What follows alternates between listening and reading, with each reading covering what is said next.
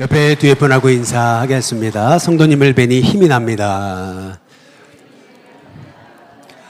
예, 우리 다시 한번 인사하겠습니다. 성도님을 뵈니까 웃음이 넘칩니다. 예, 우리 마지막으로 인사하겠습니다. 성도님이 제 곁에 계시니까 제가 은혜가 넘칩니다. 한번 인사해 보겠습니다. 예. 제가 좀 버벅대고 있어요. 이해하시기 바라겠습니다. 예, 잠깐 기도하겠습니다. 좋으신 하나님, 감사합니다. 어느덧 겨울이 왔습니다.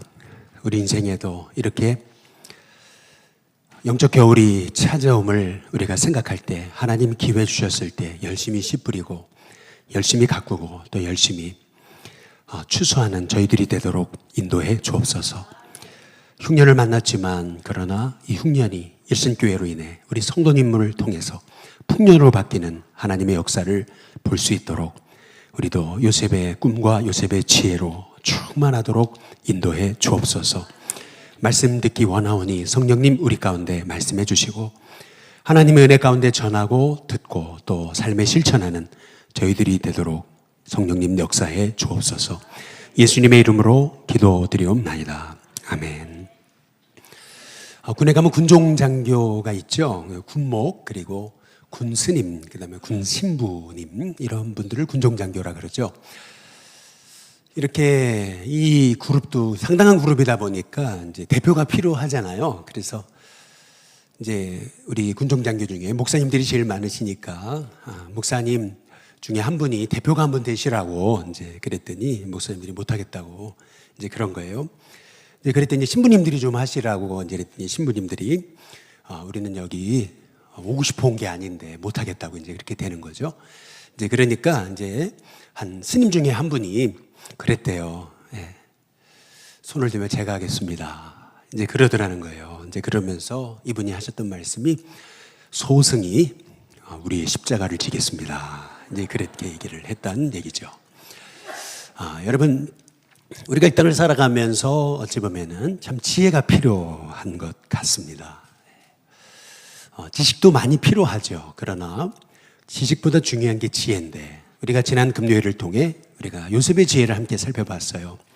그런데 오늘 우리가 함께 읽으신 말씀을 통해 우리는 뜻밖의 세상 사람에게서 우리의 지혜를 보게 돼요. 그 사람이 바로라고 하는 인물인 거죠.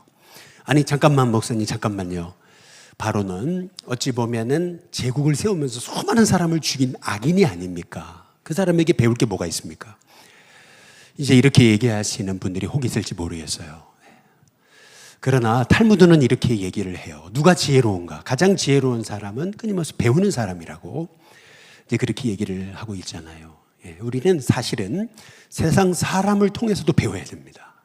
끊임없이 배워나가야 돼요. 제가 새벽 기도를 나오게 되면은 늘 마주치는 분이 있어요. 아주 그냥 컴컴한 새벽에 사택에서 나와가지고 이제 본당으로 오기 직전에 뭐 2m, 3m도 안 되는 요 공간이지만 그러나 딱 문을 열기 전에 이렇게 보면은 꼭 이렇게 마주치는 분이 있어요. 이제 그분이 누구냐면 우리 집 앞에 임대업을 하시는 사장님이세요.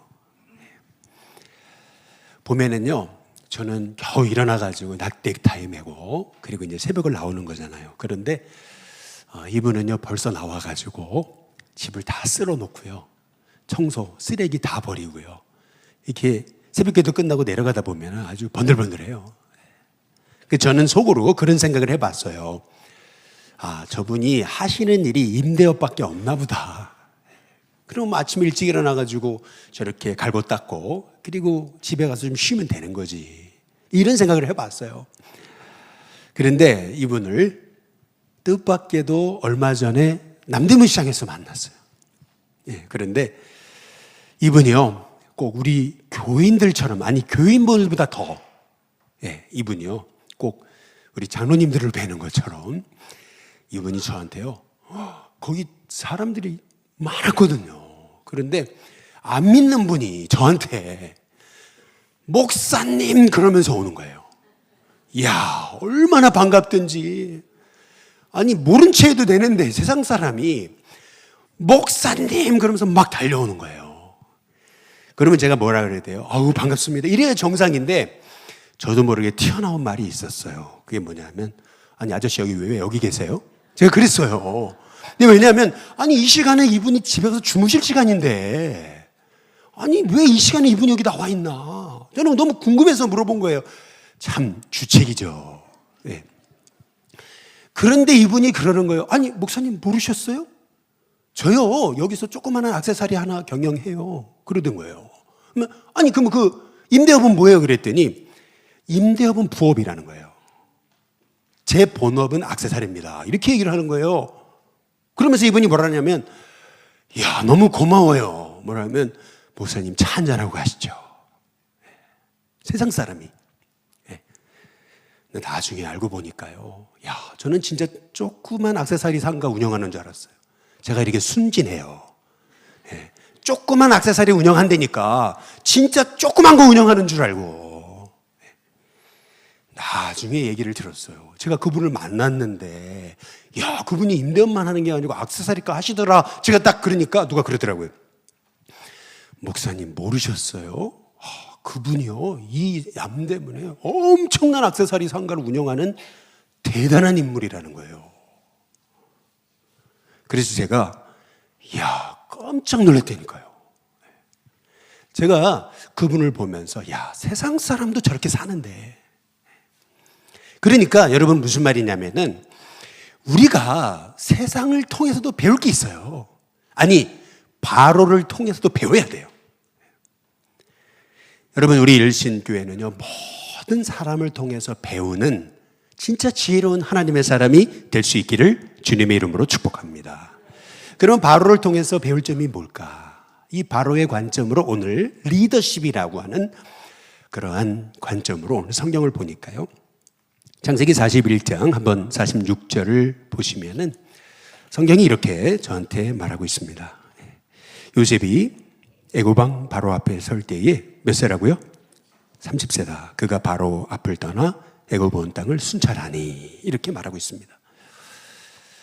여러분, 바로가 어느 날 꿈을 꿨어요. 그런데 이 꿈은요, 잊혀지지 않는 꿈이에요. 아니, 토실토실한 소가 나타나더니, 아니, 흉악하고 파리한 소각을 잡아먹어요. 일곱암소예요. 근데 또 아주 풍성한 이삭이 맺혔는데 그 일곱 이삭을 또 파리한 이삭이 잡아먹어요. 아니, 근데 이게 뭐지? 그래서 사람들한테 묻는 거예요.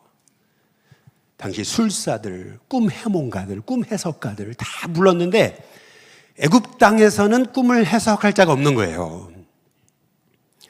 그러니까 여러분, 술 맡은 관원장은 뭐 하는 사람이냐면 왕과 함께 술자리를 같이 하는 사람이잖아요. 그 얘기는 왕이 전적으로 신뢰하는 사람이거든요. 자기의 술 먹다 보면 사람이 자기 주태도 부리는데 그거를 다 보고도 딱 입막음을 할 수 있는 사람이잖아요. 그런 사람이라면 보통 사람이 아니잖아요. 그런데 그 사람이 추천하는 사람이 있는 거죠. 요셉이라는 사람이 듣도 보도 못한 인물이에요. 그런데 여러분, 이 술 맡은 관원장이 했던 말이 있잖아요. 제가 2년 전을 회상합니다. 제가 왕께 잘못해가지고 제가 감옥에 들어간 적이 있지 않습니까? 근데 왕의 은혜로 제가 살아났지 않습니까? 근데 그때 감옥에서 만났던 죄수 한 사람 추천해도 되겠습니까? 한번 입장을 한번 바꿔놓고 생각해 보면은 제가 바로라면 만나주지도 않았을 것 같아요.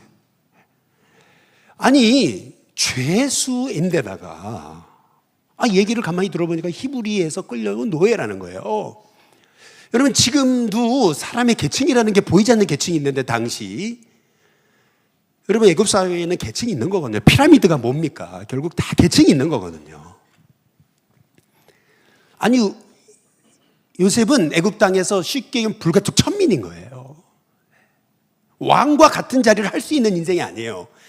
그런데 바로가 꿈을 꿨는데 너무 괴롭고 매일 그 꿈에 사로잡히잖아요. 그래가지고 술 맡은 관원장이 추천을 하니까 바로가 만나주잖아요. 근데 만난 것만이 아니에요. 딱 만나보니까 애송이잖아요. 30세 청년. 과거는 죄수. 그리고 출신 성분은 히브리 노예. 가뜩이나 결혼도 안 했어요. 여러분, 그런데 그러한 사람을 바로는요, 애굽의 총리로 세웁니다. 저는 이 모습을 보면서 나라면 할 수 있었을까? 왜냐하면 여러분 잘 생각해 보세요. 제3세계에서 누가 와서 노동자로 왔어요. 그래가지고 도출한 사람이 있는데 그 사람을 우리나라의 총리로 세워도 이게 쉽지 않은 일인데, 과거 전력은 죄수에다가 불가촉 천민에다가 청년에다가 결혼도 안 한 사람 30세 새파란 젊은이를 애굽이라는 제국을 다스리는 총리로 세울 수 있었을까? 저라 못할 것 같아요. 여러분, 오늘 말씀을 통해서 하나님이 우리에게 주시는 음성은 뭐냐면요, 우리는 자꾸 사람의 겉모습을 보는 거예요. 외모를 봅니다. 그리고 벌써 딱 선입견을 가지고 딱 첫인상을 보면서 이럴 것이다 단정해버리고 그 사람의 잠재력이나 장점들을 보지 못하는 경우가 너무 많아요. 그런데 여러분, 이 바로를 통해서 우리가 보는 게 뭐예요? 그런 겉모습을 보지 않잖아요. 사람의 외모를 보지 않잖아요. 여러분, 나폴레옹이 키가 167이었다 그러잖아요. 유럽인들의 키로 비하면 작은 키죠. 외모로 볼품 없어요, 사실은요. 더구나 링컨은 꼭다리였다 그러죠. 그러나 당시에 링컨은 너무 외모가 깡마르고 그래가지고 그 외모 때문에 굉장히 구설수에 많이 올랐대죠. 아주 특이하게 생긴 얼굴 때문에 막 사람들이 비아냥거리고, 그래서 오죽했으면 링컨이 그렇게까지 얘기했다 그러지 않습니까? 사람들이 나를 두 얼굴의 사나이라고 그렇게들 얘기하는데 내가 두 얼굴을 가졌다면 이 얼굴을 갖고 나왔겠습니까? 이렇게 얘기했대잖아요. 여러분, 사람은 자꾸 외모를 보고 판단하는 거예요. 그러나 여러분, 우리 예수님도 12제자를 세우실 때 그들이 외모를 보지 않으셨잖아요. 여러분, 우리도 이 바로라고 하는 애굽의 이 왕을 통해서 사람을 볼 때 외모를 통해 보는 것이 얼마나 우리가 잘못 볼 수 있는가라고 하는 것을 이제 깨닫게 되는 거죠. 두 번째로, 그러면 이 바로가 본 요셉의 모습은 무엇이었는가라고 하는 거죠. 외모를 안 봤어요. 그러면 뭘 봤는가? 여러분, 창세기 41장 한번 15절을 한번 보시면은 이렇게 바로가 요셉에게 말합니다. 내가 한 꿈을 꾸었어요. 그러나 그것을 해석한 자가 없다는 거죠. 들은 즉 이렇게 얘기하잖아요. 근데 들은 얘기예요. 뭐라냐면, 야, 너는 꿈을 들으면 능히 푼다 하더라. 너 그렇게 꿈을 잘 푼다며? 너 꿈 해석가라며? 한번 얘기해봐라. 근데 얘기를 하는 거예요. 여러분, 그렇다면 여기 한번 잘 이 말씀을 한 번 더 곱씹어 보십시오. 바로는요, 산전수전 다 겪은 인물입니다. 제국을 세웠습니다. 제국은요, 거저 세우는 게 아니에요. 보통 인물이 아닌 거예요. 사람은 한 번 보면 알아요. 떠보는 거죠. 네가 이렇게 꿈을 잘 푼다며? 떠보는 거잖아요. 아니, 술 맡은 관원장의 말만 듣고 어떻게 요셉을 전적으로 신뢰할 수 있습니까? 내가 만나봐야죠. 그러니까 너 꿈을 잘 푼다며? 한번 얘기해보라. 이렇게 된 거죠. 그런데 여러분, 요셉의 입장에서 한번 생각해 보세요. 요셉의 입장으로 보면 지금은요, 애굽에서의 13년 노예로 끌려왔죠. 감옥에 들어갔죠. 그 13년의 세월이요, 한순간에 완전 인생이 바뀔 수 있는, 천지개벽이 일어날 수도 있는 순간인 거예요. 이 한마디가 자기 인생을 살릴 수도 죽일 수도 있어요. 잘못 말했다가는 여러분, 바로가 네가 날 놀리는 거냐고, 희롱하는 거냐고 한마디만 해버리면 요셉은 죽을 수도 있어요. 그런데 요셉이 뭐라고 얘기를 합니까? 16절 한번 보시겠어요? 같이 한번 읽어보시겠습니다. 함께 있습니다. 시작. 요셉이 바로에게 대답하여 이르되 내가 아니라 하나님께서 바로에게 편안한 대답을 하시리다. 제가 하는 게 아닙니다. 하나님이 하시는 겁니다. 참 멋지지 않아요? 예. 여러분도 여러분의 인생에서 절호의 인생의 기회가 왔어요. 야, 이 순간만 제대로 내가 통과하면 내 인생이 살아요. 근데 그때 제가 아닙니다. 하나님이십니다. 여러분, 얘기할 수 있겠어요? 여러분, 참 놀라운 것은 이거예요. 사람은 한계 상황 앞에서 자기 인생을 돌아보게 되는 거예요. 다 사람이 자기 힘으로 여기까지 온지를 착각해요. 근데 딱 한계 상황에 부딪혔을 때, 예를 들면 암에 걸리거나, 예를 들면 사형 선고를 받거나 막 이럴 때 사람은요, 내가 잘못 살았구나, 인생을 돌아보게 되는 거예요. 한계 상황이 와서. 근데 어찌 보면은 지금 바로도 인생의 한계 상황을 만난 거예요. 너무 괴로운 꿈을 꿨어요. 그 괴로운 꿈 때문에 매일 짓눌려요.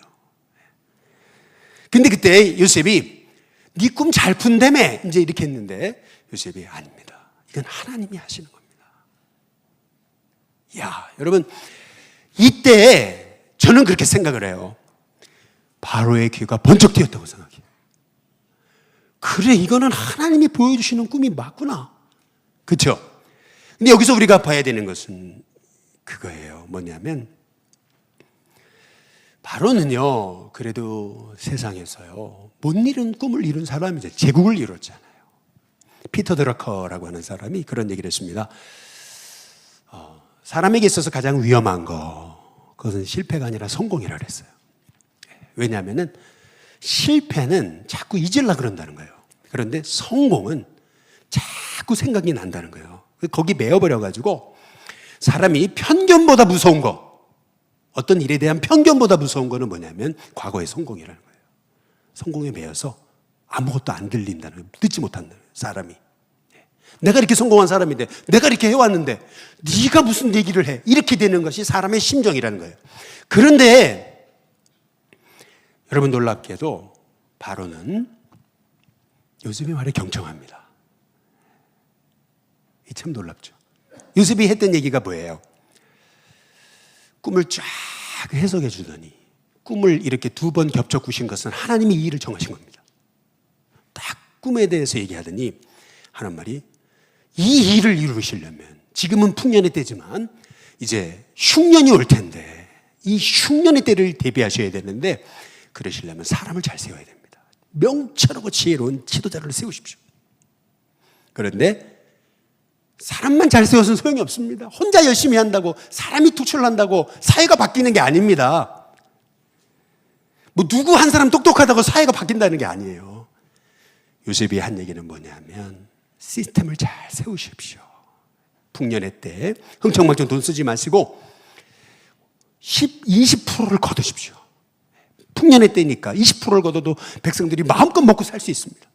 20%를 걷어서 바로의 손에 돌리고 그거를 창고에 각성에 저장해서, 그래서 흉년의 때를 대비하시면 이 나라가 망하지 않습니다. 망하지 않을 정도가 아니고 애굽 때문에 모든 백성이 사는 거잖아요. 여러분, 바로는요, 요셉을 통해서 놀라운 하나님의 지혜를 본 거예요. 그런데 그 지혜는 어디서 나왔어요? 겸손에서 나오는 거예요.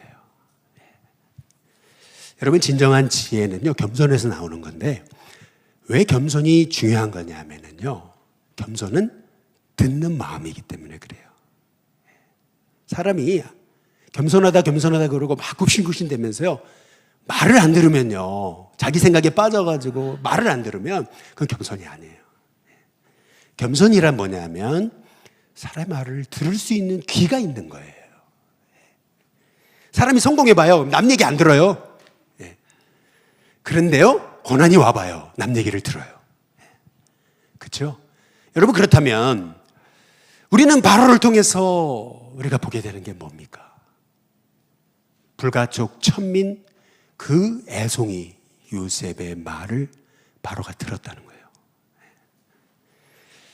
저와 여러분 인생에도요, 이런 귀가 열려야 돼요. 근데 이 귀는요, 언제 열리는 거냐면요, 겸손히. 생각해 보세요. 요셉이 자기가 잘나가지고 지금 바로 앞에 서 있습니까? 아니잖아요. 하나님이 세우신 거잖아요. 이 일을 다 하나님이 이루셨다면요, 나 같은 자도 쓰시는데 왜 다른 사람도 안 쓰시겠어요? 여러분, 진짜 겸손한 사람은요, 이 일을 할 사람은 나밖에 없다. 여러분, 이것이 교만인 거예요. 진짜 겸손한 사람, 하나님 나를 쓰셨다면 저 사람도 쓰실 것이다. 그렇지 않아요? 그래서 겸손한 사람 옆에 사람이 많은 거예요. 같이 일하게 되고 격려하게 되고 축복하게 되고.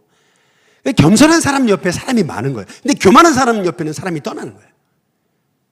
그 교만하다는 개념은 뭐냐면, 여러분, 나만이 이 일을 할 수 있다 하는 순간 우리는 남의 얘기가 안 들리는 거죠.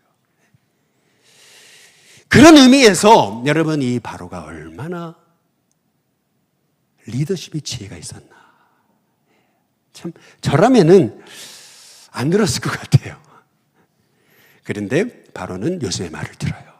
듣는 정도가 아니잖아요. 여러분, 창세기 41장 한번 40절을 보시죠. 40절에 보면은 이렇게 얘기를 해요. 한번 읽어보실까요? 같이 있습니다. 시작. 너는 내 집을 다스리라. 내 백성이 다 내 명령에 복종하리니 내가 너보다 높은 것은 내 왕자뿐이니라. 너는 이 땅을 다스려라. 근데 여기서 중요한 게 있죠. 내 집을, 자기 집을 요셉에게 맡기는 거예요. 말뿐이에요? 아니에요. 이 42절에 보니까 자기 인장 반지를 딱 빼가지고, 인장 반지가 뭐 결제권이거든요. 그래서 요셉의 손에 끼워주고 세마포 옷을 입히고 금사슬을 목에 걸고 43절 버금수리에 그를 딱 태워요. 그리고 44절에 보니까 이렇게 얘기하죠. 애굽 온 땅에서 네 허락 없이는 수족을 놀릴 자가 한 사람도 없을 거다. 전권을 이양하는 거죠. 여러분, 여기서 우리가 주목해 볼 게 있습니다. 그것은 뭐냐면요, 리더가 어떤 일을 누군가에게 맡길 때, 여러분, 그것은 뭘로 의미하는 거냐면요, 이런 거예요. 요셉이 실패하면, 만약에 애굽에서 총리가 돼서 나라를 잘못 이끌면 그 책임은 누구 책임입니까? 아니죠. 그 책임은 바로 책임인 거예요. 잘 생각해 보세요. 제가 부목사님들이 있잖아요. 부목사님께 일을 다 맡겼어요. 교구 일을 맡겨 신방 다 시켰어요. 그리고 딱 정권을 줬어요. 그런데 예를 들어 부목사님들이 일을 냈어요. 일을 잘못했어요. 교인이 떠났어요. 그러면 그 누구 책임입니까? 예, 제 책임이 되는 거죠. 예. 근데 지혜롭지 못한 경우, 뭐 저도 종종 그러는데, 네 때문에 이렇게 됐다고 일을 이렇게 이따위로 했냐고. 그러나 엄밀히 따져보면은요, 제가 맡겼잖아요. 제가 맡긴 거니까. 근데 결론적으로 일을 그르쳤어도 밑에 사람이, 그러나 그 책임은 누구 책임이에요? 제 책임이에요, 사실은. 제가 맡겼잖아요, 다. 그러니까 책임은 제가 지는 거예요, 결국에는요. 그러니까 어떤 일을 딱 맡겨놨을 때 그 일을 잘하면 그 영광은 누가 받아요? 그 사람이 받는 거예요. 요셉이 잘해보세요. 그러면 사람들이 요셉을 칭찬하지 바로를 칭찬하겠어요? 근데 잘못되면 어떻게 해요? 누굴 탓해요?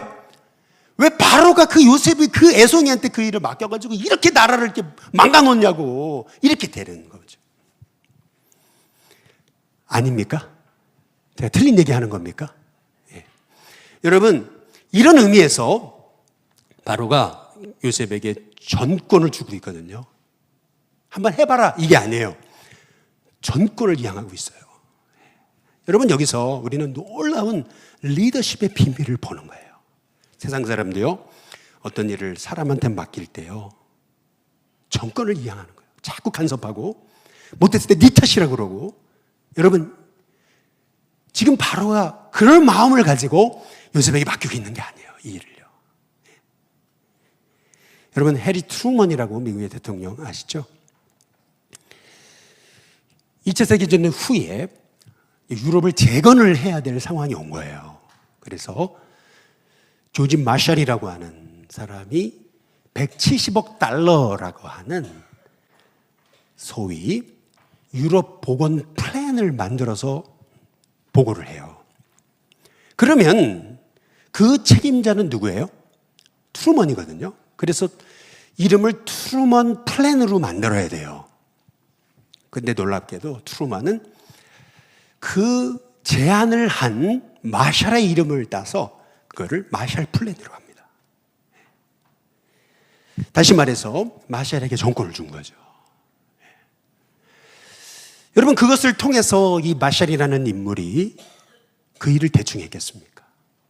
전심전력해서 지혜를 모아서 하게 되는 거죠. 물론 잘못되면 책임은 트루먼이 지는 거죠.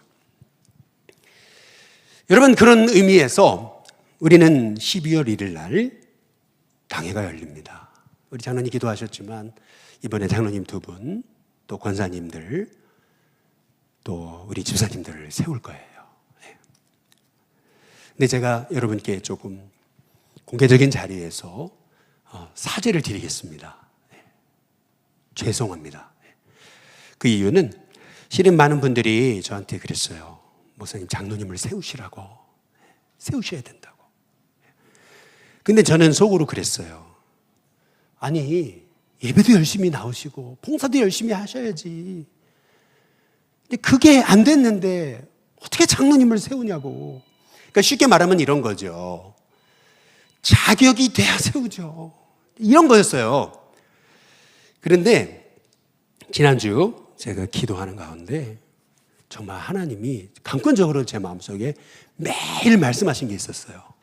그게 뭐냐면은 이거예요. 죄송합니다. 제가 여러분께 제 마음을 열어 솔직하게 말씀드리는 거예요. 그게 뭐냐면, 그럼 너는 자격 있어 내가 세운 줄 아냐?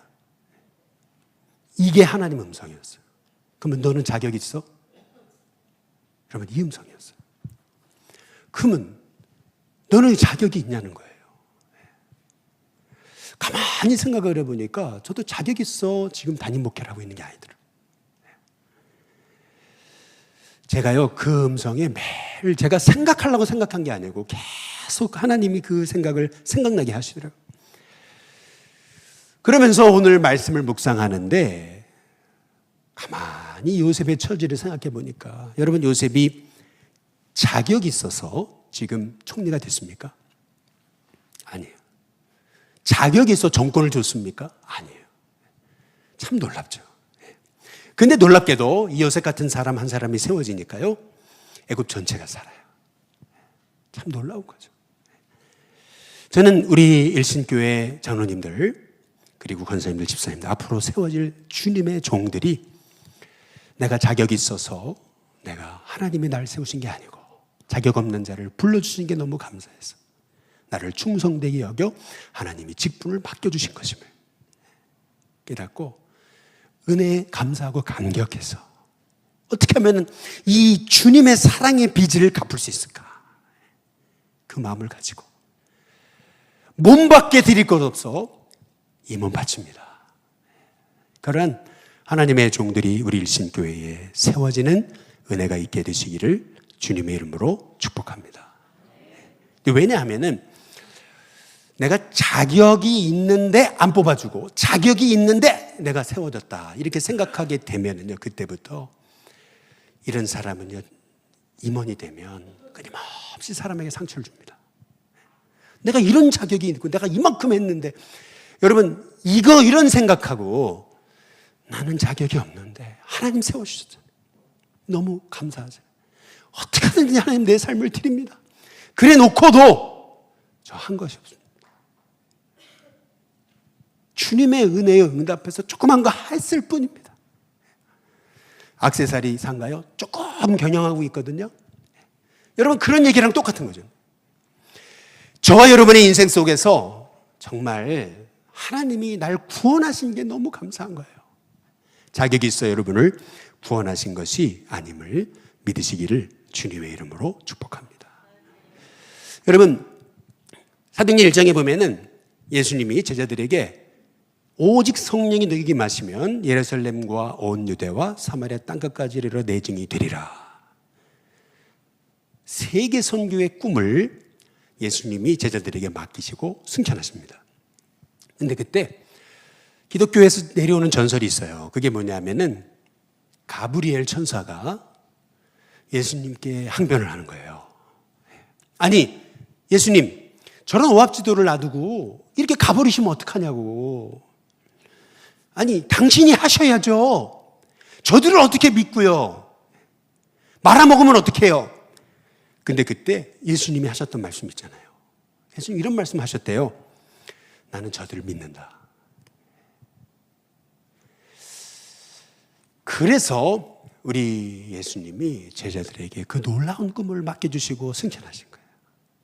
그 은혜가 감사해서 초대교회 성도들은 마가다락방에 모여 기도하기 시작했고, 그때 성령이 임하심으로 그들은 딴 사람이 됐고 초대교회를 통해 열방이 바뀌는 거예요.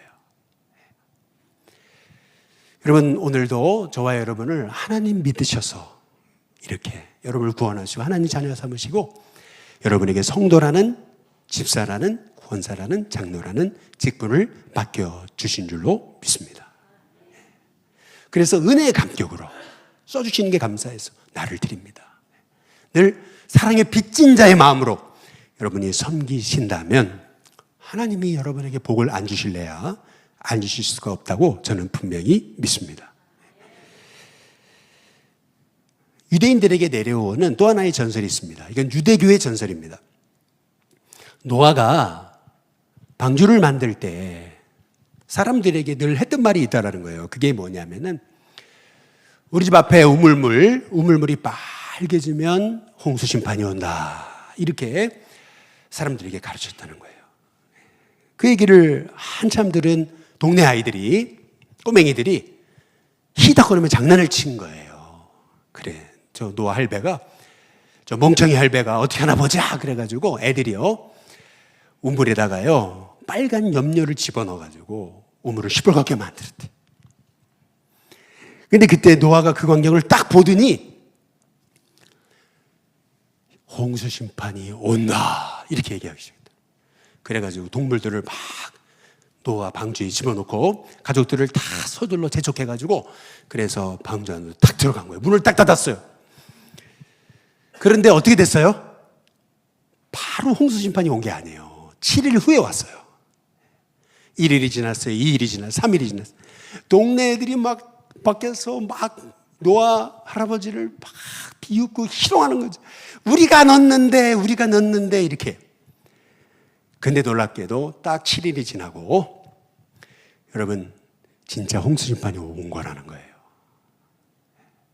여러분, 이것이 의미하는 것이 뭐냐면요.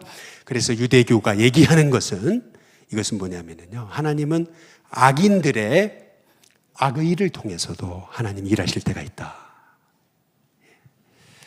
여러분, 우리는 바로를 통해서도 배울 게 있습니다. 배워야 됩니다. 먼저는 바로가 요셉을 세우는데 겉모습 보지 않았어요. 중심을 봤어요. 그가 가진 하나님의 지혜를 봤어요. 그리고 됨됨이를 봤어요.